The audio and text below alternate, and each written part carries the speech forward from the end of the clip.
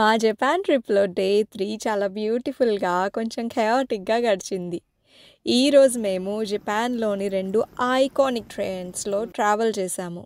Volcano కింద ఉన్న లేక్‌లో cruise చేశాము. స్ట్రెయిట్‌గా గిబ్లీ సినిమా నుంచి వచ్చేసినట్టున్న వాటర్ ఫాల్స్‌ని చూసాము. అండ్ ఇంకో ఎరోలో అడుగుపెట్టినట్టుగా అనిపించే టెంపుల్స్‌లో తిరిగాము. చివర్లో మేం ట్రావెల్ చేసిన స్పేసియా ఎక్స్ ట్రైన్ మాత్రం అమేజింగ్ ఎక్స్‌పీరియన్స్. ఒకే రోజులో బోలెడన్ని సర్ప్రైజెస్, కొంచెం పరుగులు, ఫారెస్ట్‌లో ఓ పావు దర్శనం, వీటన్నిటి మధ్యలో తిన్న ఫ్రెష్‌గా ఫ్రై చేసిన పాపులర్ రెడ్ బీన్ స్నాక్. నిక్కోలో లాంగ్ డే స్పెండ్ చేశాక అసాకుసా స్ట్రీట్‌లో కొంచెం టైం స్పెండ్ చేసి మా అపార్ట్మెంట్‌లో హోమ్ కుక్ డిన్నర్‌తో డేని ఎండ్ చేశాము. నమస్కారం! నేను Sreedeep. Japan travel series day 3కి స్వాగతం. ఈ వ్లాగ్ డేట్ వచ్చేసి 26th of September ఫ్రైడే. ఈరోజు నిక్కో అనే ప్లేస్‌కి వెళ్తున్నాము. అక్కడ ట్రావెల్ ఎక్స్‌పీరియన్స్ అన్నీ మీతో షేర్ చేస్తాను. Let's go! ఈరోజు మా డే చాలా అంటే చాలా ఎర్లీగా స్టార్ట్ అయిపోయింది. పొద్దున్నే 6:30కే అసాకుసా నుంచి మా ట్రైన్, మేము ఇప్పుడు ఎక్కుతున్న ట్రైన్ పేరు స్పేసియా రెవాటి. ఫన్ పార్ట్ ఏంటంటే ట్రైన్ మూవ్ అయిన 2-3 నిమిషాలకే మేము ఇప్పుడు ఉంటున్న అపార్ట్మెంట్ క్లియర్‌గా కనిపించేసింది. అంతేకాదు దాని వెనకాల ఉన్న టోక్యో స్కై ట్రీ కూడా. టోక్యో సిటీ దాటగానే అసలు సీనరీ మొత్తం చేంజ్ అయిపోయింది. బిల్డింగ్స్, రోడ్స్ అన్నీ తగ్గిపోయి మౌంటైన్స్, ఫారెస్ట్, ఓపెన్ స్పేసెస్ అన్నీ వెల్కమ్ చెప్పేసాయి. మేమందరం అయితే అసలు ఇలా విండోకి అతుక్కుపోయి ఉన్నాము. సీనరీస్ సూపర్‌గా ఉన్నాయి. అండ్ మీకు ఇది తప్పకుండా చూపించాలి. ఈ ట్రైన్‌లో సీట్స్ రొటేట్ అవుతాయి తెలుసా? అంటే మీరు వాటిని తిప్పేస్తే ఫేస్ టు ఫేస్ ఒక ఫ్యామిలీలా కూర్చోవచ్చు. లెగ్ రూమ్ కొంచెం టైట్‌గా ఉండింది. కానీ మాకిదొక మెమరబుల్ ఫ్యామిలీ ట్రైన్ మూమెంట్. నేనైతే ఇలాంటి ట్రైన్‌లో ఎప్పుడు ట్రావెల్ చేయలేదు. మీరెవరైనా ట్రావెల్ చేశారా? చేస్తే నాకు కామెంట్స్‌లో చెప్పండి. మేము స్టేషన్ నుంచి నిక్కో బస్ టైమ్ టేబుల్ పిక్ చేసుకున్నాము. సో నేను ఇక్కడ బిజీగా డే స్కెడ్యూల్ అంతా చెక్ చేసుకుంటున్నాను. అన్నీ కవర్ చేయగలమా లేదా అని. అసాకుసా నుంచి 2 hours ట్రైన్ రైడ్ తర్వాత మార్నింగ్ 8:30కి మేము నిక్కో రీచ్ అయ్యాము. ఈరోజు మేము నిక్కో ఆల్ ఏరియా పాస్ని యూజ్ చేస్తున్నాము. ఈ పాస్తో local buses and most attractions cover అవుతాయి. ఈ పాస్ మాకు నిజంగా వర్క్ అయిందా లేదా అన్న దానిపైన డీటెయిల్ బ్రేక్ డౌన్ కావాలంటే కామెంట్స్‌లో చెప్పండి. దాంతోటి నేను సపరేట్ వీడియో చేస్తాను. స్టేషన్ నుంచి లోకల్ బస్ ఎక్కేసి లేక్ చుజెన్సీ దగ్గరికి వెళ్ళాం. నాకైతే చిన్నప్పుడు తిరుపతి నుంచి తిరుమల వెళ్ళే రూట్ గుర్తొచ్చింది. అలానే ఈ రోడ్ అంతా వైండీగా ఉండింది. ఆ బస్ ట్రావెల్ ఒక 50 minutes పట్టింది.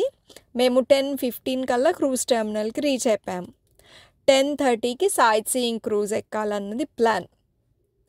సరే ప్లాన్ ప్రకారం అన్నీ జరుగుతున్నాయి కదా అని అనుకుంటుంటే అప్పుడే వాన స్టార్ట్ అయింది.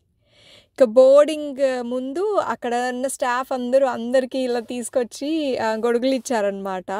నాకు చాలా థాట్ఫుల్గా అనిపించింది. క్రూజ్ ఎక్కుతుంటే మాత్రం కొంచెం టెన్షన్గా అనిపించింది. ఈరోజు ప్లాన్ మొత్తం అంతా అవుట్డోర్ సైట్ సీయింగే. వాన మొత్తం ప్లాన్ చెడగొట్టేస్తుందో ఏంటో అని భయం వేసేసింది.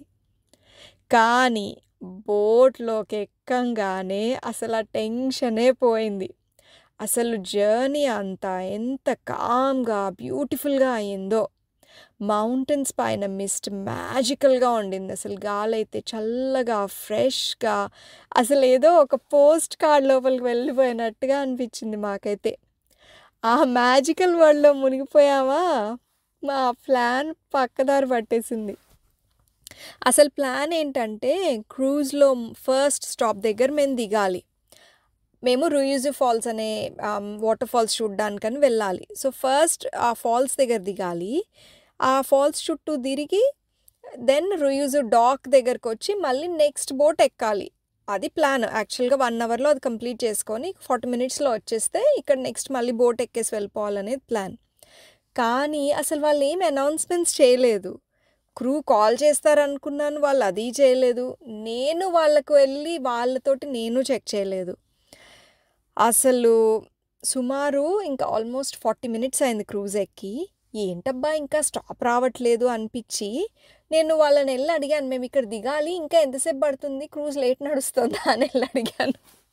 వాళ్ళు చెప్పారు, "నువ్వు ఎప్పుడో ఎక్కాల్సిన ట్రైను జీవితకాలం లేటమ్మా. ఆల్రెడీ స్టాప్ ఎప్పుడో ఎళ్ళిపోయింది" అని చెప్పారు. ఇంకా మేము 1 అవర్ ప్లాన్ చేసుకున్న క్రూజ్ కాస్త 1 అవర్ 20 మినిట్స్ ఇంక మేము క్రూజ్‌లోనే ఉండిపోయి, సెకండ్ రౌండ్ క్రూజ్ వెళ్ళినప్పుడు స్టాప్ వచ్చినప్పుడు ఇంక దిగాము. ఇంకా ఇట్లా అయిందేంట్రా అని కొంచెం అప్సెట్ అయ్యాము.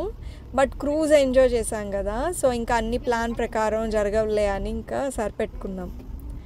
గుడ్ థింగ్ ఏంటంటే మేము దిగేసరికి వాన ఆగిపోయింది. బట్ పిల్లలకి మాత్రం పాపం ఆకలేసింది. మేము బ్రేక్‌ఫాస్ట్ అది కూడా ఏం చేయలేదు. పొద్దున్నే బయలుదేరిపోయాం కదా!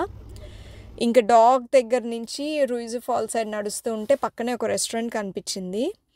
ఇంకా అక్కడే గూగుల్ ట్రాన్స్లేట్ యూజ్ చేసి వాళ్ళకి ఇంకా వచ్చి రాని భాషల్లో ఇంకా వాళ్ళతోటి మాట్లాడి అన్నీ చేస్తే ఏదో ఒక ఫిష్ మీల్ సెట్ ఒకటి ఉంది అంటే, ఇక మాకైతే తినడానికి ఏం దొరకలేదు. ఇంకా మా పిల్లలిద్దరికి మాత్రం కూర్చోబెట్టి కొంచెం ఆ ఫిష్ మీల్ సెట్ ఆర్డర్ చేశాము. తినేశారు. వాళ్ళు మాత్రం ఆ మీల్ బాగా ఎంజాయ్ చేశారు. ఇప్పటికీ కూడా వాళ్ళు చెప్తారు, జపాన్‌లో మేము తిన్న బెస్ట్ ఫిష్ ఇదే అని. ఇంక పిల్లలు తిన్నాక రూయిజు ఫాల్ వైపు నడిచాం. ఫాల్స్ వైపు నడుస్తుంటే మధ్యలో ఒక చిన్న వాటర్ ఫాల్ కనిపించింది. అంటే సైన్స్ ఏం లేవు. వాళ్ళు జస్ట్ చెప్పారు, ఇలా స్ట్రెయిట్‌గా వెళ్ళిపోండి అని చెప్పారు. సో, మేము అది ఫాలో అవుతూ ఉన్నాం. మేమనుకున్నాం, సరే ఈ వాటర్ ఫాల్సేనేమో రూయిజు వాటర్ ఫాల్స్ అనుకొని ఫారెస్ట్‌లోకి ఒక చిన్న పాత్ లీడ్ చేస్తుంది. అందుకని ఆ పాత్‌లోకి దూరిపోయాం. అంతలో మా పిల్లలు మమ్మీ స్నేక్, స్నేక్, స్నేక్ అనుకుంటూ అరిచారు. ఏంట్రా అని చూస్తే ఓ చిట్టి పాము అలా రోడ్ క్రాస్ చేసి వెళ్తూ ఉంది. కొంచెం భయమేసింది. కానీ పాపం దాని దారిన అది ఏదో రోడ్ పైన వెళ్తోంది. ఇంక మేము ఇంకేం చేయడానికి ఏం లేదు కదా! కానీ జపాన్‌లో ఇలా పాము చూస్తామని మాత్రం అస్సలు ఎక్స్‌పెక్ట్ చేయలేదు. ఇంకా సరేలే ఫాల్స్ రోడ్ ఇది అవునో కాదో అసలు మనుషులే ఎవ్వరు మనకు కనిపించట్లేదు. ఎందుకైనా మంచిది రిస్క్ ఎందుకు అనుకొని మెయిన్ రోడ్ మీదకి ఇంక వచ్చేసాము. వచ్చేసాక ఇంకా కొంచెం దూరం అలా నడుస్తూ ఉంటే అప్పుడు కనిపించింది రూయిజు ఫాల్స్ అని బోర్డు. ఇంకా చిన్న అడ్వెంచర్ అయ్యాక అసలు రూయిజు ఫాల్‌కి వెళ్ళిపోయాము. రూయిజు అంటే జపనీస్‌లో డ్రాగన్ హెడ్ అని. ఆ పేరు ఎందుకంటే వాటర్ ఫాల్స్ పైన 2 స్ట్రీమ్స్‌లా విడిపోతుంది. పైనుంచి చూస్తేనేమో డ్రాగన్ తల్లా ఉంటుంది. మొత్తం ప్రాంతము ఫారెస్ట్‌లో ఉంది. అసలు రాళ్ళపై నుంచి ఆ వాటర్ ఫాల్ నాయిస్ పూర్తిగా వైల్డ్‌గా టచ్ చేయని నేచర్ వైబ్స్ అయితే అమేజింగ్‌గా ఉన్నాయి. ఆ పాము సర్ప్రైజ్ అయినా కూడా ఈ ప్లేసు సూపర్ పీస్‌ఫుల్‌గా అనిపించింది. అసలు ప్లాన్ ప్రకారం అయితే ఇక్కడి నుంచి మళ్ళీ మేము డాక్‌కి వెళ్ళిపోయి అక్కడి నుంచి క్రూజ్ తీసుకొని రిటర్న్ వెళ్ళాలి. కానీ ఇంక స్టాప్ మిస్ అయ్యాము. అండ్ మనకు చాలా టైం కూడా వేస్ట్ అయింది కదా! సో, ఇంక బస్‌లో వెళ్తేనే టైం సేవ్ అవుతుందనిపించింది. ఇంక అలా లోకల్ బస్ ఎక్కేసి షింక్యో బ్రిడ్జ్ వైపు బయలుదేరిపోయాము. ఆ రైడు ఆల్మోస్ట్ ఒక 30 మినిట్స్ అనమాట. నిక్కోలోని ఈ రెడ్ షింక్యో బ్రిడ్జ్ చాలా ఫేమస్. ఇది మీరు ఏదో ఒక నిక్కో ట్రావెల్ ఫోటోలో చూసే ఉంటారు. ఇది కేవలం ఒక అందమైన బ్రిడ్జ్ మాత్రమే కాదండి. జపాన్‌లో ఉన్న టాప్ 3 ఫైనెస్ట్ బ్రిడ్జెస్‌లో ఒకటి. అండ్ ఇది నిక్కోలోని సేక్రెడ్ టెంపుల్ కాంప్లెక్స్‌కి ఎంట్రన్స్‌లా కూడా ఉంటుంది. బ్యూటిఫుల్ రివర్, పచ్చని చెట్లు, వాటి మధ్యలో ఈ బ్రైట్ రెడ్ కలర్ బ్రిడ్జ్. అసలు చూడ్డానికి ఎంత బ్యూటిఫుల్‌గా ఉందంటే అసలు ఇదొక డిఫరెంట్ ఎక్స్‌పీరియన్స్. మేము అక్కడున్న వ్యూయింగ్ ఏరియా దగ్గర కాసేపు నిలబడి జస్ట్ ఆ వ్యూని ఎంజాయ్ చేశాము. నిజంగా మాకైతే అలా ఒక పెయింటింగ్‌లా అనిపించింది. మీరు బ్రిడ్జ్ మీదకి నడుచుకుంటూ వెళ్ళాలంటే సెపరేట్‌గా టికెట్ కొనుక్కోవాలి. మేమైతే ఇంక టికెట్ కౌంటర్ పక్కనే ఉంది. మేము వెళ్ళినప్పుడు అసలు రష్ లేదు. మేము ఇంకా కొంచెం ఎక్స్‌పీరియన్స్ చేద్దామని టికెట్ తీసుకొని వెళ్ళాము. నిజం చెప్పాలంటే it was totally worth it. Bridge మీద నడవడం వల్ల రివర్ ఎలా ఫ్లో అవుతోంది, వాటర్ అసలు ఎంత క్రిస్టల్ క్లియర్‌గా ఉంది. చుట్టూ ఫారెస్ట్ వ్యూస్ ఇంకా ఎంత బెటర్‌గా కనిపించాయో అసలు. షింక్యో బ్రిడ్జ్ ఒక పీస్‌ఫుల్, ఫోటోజెనిక్ అండ్ టెంపుల్ ఏరియాలోకి వెళ్ళే ముందు ఒక పర్ఫెక్ట్ స్టాప్‌గా అయ్యింది మాకైతే. షింక్యో బ్రిడ్జ్ దగ్గర నుంచి రోడ్ క్రాస్ చేసి మేము యునెస్కో వరల్డ్ హెరిటేజ్ టెంపుల్ ఏరియాలోకి ఎంటర్ అయిపోయాము. జపాన్‌లోని చాలా పాపులర్ అండ్ సేక్రెడ్ షైన్స్ ఈ ఏరియాలోనే ఉన్నాయి.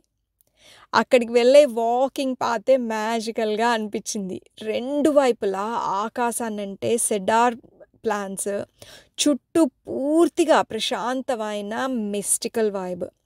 టెంపుల్స్ దగ్గర పడుతూ ఉంటే అసలు టైం ఏంటో చాలా స్లోగా అయిపోయినట్టు అనిపించింది. టెంపుల్స్ లోపల ఫిల్మింగ్‌కి పర్మిషన్ లేదండి. సో, నేను మీకు చూపిస్తున్నది ఎక్కువగా బయటవే పిక్స్. ఎంతైనా మీరు పర్సనల్‌గా ఎక్స్‌పీరియన్స్ చేయాల్సిందే ఇలాంటి చోట్లు. ఇవాళ మనము 3 టెంపుల్స్‌ని విజిట్ చేస్తున్నాం ఆ టెంపుల్ కాంప్లెక్స్‌లో. మా టెంపుల్ టూర్‌లో ఫస్ట్ స్టాప్ వచ్చేసి రినోజి టెంపుల్. నిక్కోలోని మోస్ట్ ఇంపార్టెంట్ బుద్ధిస్ట్ టెంపుల్ ఇది. టెంపుల్ లోపల 3 పెద్ద బుద్ధుడి విగ్రహాలున్నాయి. చూడ్డానికి చాలా భారీగా గోల్డెన్ కలర్‌లో అండ్ చూస్తే మనకి అక్కడ పీస్ అండ్ పవర్‌ఫుల్‌నెస్ 2 ఎక్స్‌పీరియన్స్ అవుతున్నాయి. అండ్ ఈ టెంపుల్ చుట్టూ ఉన్న కోర్ట్‌యార్డ్, గార్డెన్స్ కూడా ఎంత మెడిటేటివ్‌గా అనిపించాయో అసలు. తర్వాత మేము ఫుటరాసన్ ష్రైన్‌కి వెళ్ళాము. ఇది నిక్కోలోని ఫారెస్ట్ గాడ్స్‌కి డెడికేట్ చేసిన ష్రైన్ అన్నమాట. వేరే టెంపుల్స్ కంటే చాలా సింపుల్‌గా ఉంది. కానీ ఆ సింప్లిసిటీ కారణంగానే ఇంకా చాలా స్పిరిచువల్‌గా అనిపించింది నాకైతే.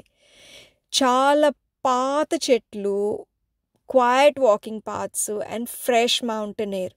నేనసలు మాటల్లో చెప్పలేను. అసలు మీరు ఎక్స్‌పీరియన్స్ చేయాల్సిందే ఆ కామ్‌నెస్‌ని. ఇంకా మా చివరి స్టాప్ టొషోగు ష్రైన్. ఈ టెంపుల్ అయితే ఇంకో లెవెల్‌లో ఉండిందసలు. ఇది టొకుగావా లెయాసు అని టొకుగావా షొగునాతే స్థాపకుడికి చివరి రెస్టింగ్ ప్లేస్ అట. ఇక్కడున్న కార్వింగ్స్ అయితే చాలా డీటెయిల్‌గా బ్రైట్ కలర్స్ తోటి, గోల్డ్ లీఫ్ తోటి ఉన్నాయి. ఇక్కడ కనిపించే ఐకానిక్ ఫిగర్స్ ఏంటో తెలుసా? 3 కోతులు. అవి ఫేమస్. అదే మనం చెప్తాం కదా! చెడు వినకు, చెడు చూడకు, చెడు మాట్లాడకు అని. ఆ పోజెస్‌లో ఉన్నాయి. కాకపోతే నేను కొంచెం కోతులు కాస్త పెద్దగా ఉంటాయనుకున్నాను. చిట్టి చిట్టిగా ఉన్నాయి. కానీ చాలా సింబాలిక్‌గా, బ్యూటిఫుల్‌గా భలే అనిపించాయి. టెంపుల్ ఎక్స్‌ప్లోరింగ్ అంతా అయిపోయాక మేమింకా స్టేషన్ వైపు వెళ్ళిపోయాము రిటర్న్ ట్రైన్ క్యాచ్ చేయడానికి. కానీ లోకల్ స్నాక్స్ మరి ట్రై చేయాలి కదా! ఫస్ట్ ఏమో ఈ warm deep fried red bean పేస్ట్రీని ట్రై చేసాము. అదైతే బయట క్రిస్పీగా, లోపల సాఫ్ట్ అండ్ స్వీట్‌గా ఉండింది. నాకైతే ఎగ్జాక్ట్ పేరు తెలీదు. బట్ ఇది అగెమూచి or fried version of manju. And ఎంత టేస్టీగా ఉండిందో. అండ్ మేము ఫేమస్ నిక్కో పుడింగ్ ట్రై చేసాము. అదైతే సూపర్ క్రీమీగా, చాలా రిచ్‌గా, జస్ట్ రైట్ అమౌంట్ ఆఫ్ స్వీట్‌నెస్‌గా ఉండింది. ఎప్పుడైనా బయటికి వెళ్తే ట్రావెల్‌లో ఇలా లోకల్ స్పెషాలిటీస్‌ని ట్రై చేస్తే ఆనెస్ట్‌గా భలే ఉంటాయి కదా! అండ్ అంత వాకింగ్ తర్వాత we felt we deserved a treat. పిల్లలకి కూడా నచ్చింది. మా అందరికి ఒక పర్ఫెక్ట్ లిటిల్ ఎనర్జీ బూస్ట్ వచ్చేసింది రిటర్న్ జర్నీకి ముందు. ఆ తర్వాత ఇంకా స్టేషన్‌కి వెళ్ళిపోయి స్పేసియా ఎక్స్ ట్రైన్ ఎక్కేసాము. మేము ఈ స్పేసియా ఎక్స్ ట్రైన్ అనే లగ్జరీ ట్రైన్‌లో కాక్‌పిట్ లౌంజ్‌ని బుక్ చేసుకున్నాము. ఇదైతే మనకు ప్రీమియం ట్రావెల్ మ్యాగజైన్‌లో ఉన్న పిక్చర్స్ లానే అనిపించింది. చాలా ప్రైవేట్‌గా, స్పేషియస్‌గా అండ్ మనకి కార్ట్‌లోనే ఒక స్పెషల్ కెఫే స్టైల్ సర్వీస్ కూడా ఉంది. మొత్తం సైట్ సీయింగ్ చూసాక మాకైతే ఇదో పెద్ద ట్రీట్‌లా అనిపించింది. ఇంటీరియర్స్ అయితే ఎంత బ్యూటిఫుల్‌గా ఉన్నాయో. ఏదో ఒక లగ్జరీ హోటల్ ఫీలింగే వచ్చింది. కాకపోతే ట్రైన్‌లో అంతే డిఫరెన్స్. మేమింకా we just sat back and we relaxed, సీనరీని ఎంజాయ్ చేసాము. అండ్ లాంగ్ డే తర్వాత పర్ఫెక్ట్‌గా ఎండింగ్ అయింది. అండ్ తర్వాత అసాకుసా చేరిపోయాము. అరౌండ్ 7:30, 7:45 అలా చేరాము. తర్వాత జస్ట్ ఊరికేనే అలా కొంచెము స్ట్రీట్స్‌లో కొద్దిగా స్ట్రోల్ చేసుకొని ఈవినింగ్ లైట్స్ అదంతా కొంచెం అట్మాస్ఫియర్‌ని కొంచెం ఎంజాయ్ చేసాము అసాకుసాలో. అండ్ దెన్ ఇంకా అపార్ట్మెంట్‌కి వెళ్ళిపోయాము. ఇంకా అప్పుడు రెస్టారెంట్స్‌కి తిరిగే ఓపిక లేకపోయింది. ఇంకా అందుకని జస్ట్ నేను ఇంటికి వచ్చేసి సింపుల్‌గా మిక్స్డ్ వెజిటబుల్ కిచడీ చేసేసుకున్నాము. And we called it a night. టయర్డ్‌గా, హ్యాపీగా అండ్ ఫుల్ ఆఫ్ మెమరీస్‌తో బ్యూటిఫుల్‌గా గడిచింది. ఇంకా అంతేనండి. Day 3 adventure in Nikko. Lake Chuzenji cruise దగ్గర నుంచి ఫారెస్ట్లో పాము వరకు టెంపుల్స్ దగ్గర నుంచి లగ్జూరియస్ SpaceX జర్నీ వరకు. It was honestly one of the most memorable days in our trip. నికోలో బోల్డ్ అని సర్ప్రైజ్లు, బోల్డ్ అంత బ్యూటీ, కొంచెం కేయాస్, చాలా విషయాలు జరిగిపోయినాయి కదా ఒక్క రోజులోనే. బట్ మాకైతే బాగా నచ్చింది. మీ అందరికీ thank you so much for watching and for coming along with us today. మీకు కనుక ఈ వ్లాగ్ నచ్చినట్టయితే ప్లీజ్ లైక్ చేయండి, కామెంట్ చేయండి అండ్ సబ్స్క్రైబ్ చేయండి. మీ కామెంట్స్ ఈ ఛానల్కి ఎంతో సపోర్ట్ని ఇస్తాయి. అండ్ మీరు ఎప్పుడైనా నికో విజిట్ చేశారా లేదా చేద్దామని అనుకుంటున్నారా? నాకు కామెంట్స్లో చెప్పండి. ఏమైనా హెల్ప్ కావాలంటే అడగండి, నేను తప్పకుండా హెల్ప్ చేస్తాను. మీ థాట్స్ కూడా I would love to hear them. ఇంకా డే 4 అంతా మనం టోక్యో సిటీని ఎక్స్ప్లోర్ చేస్తాము. ఫుడ్, కల్చర్, ఆ టోక్యో సిటీలో ఉన్న హిడెన్ జెమ్స్, ఇలాంటివి ఎన్నో విషయాలు. మరి నెక్స్ట్ వీక్ కలుద్దాము. Until then, namaskaram.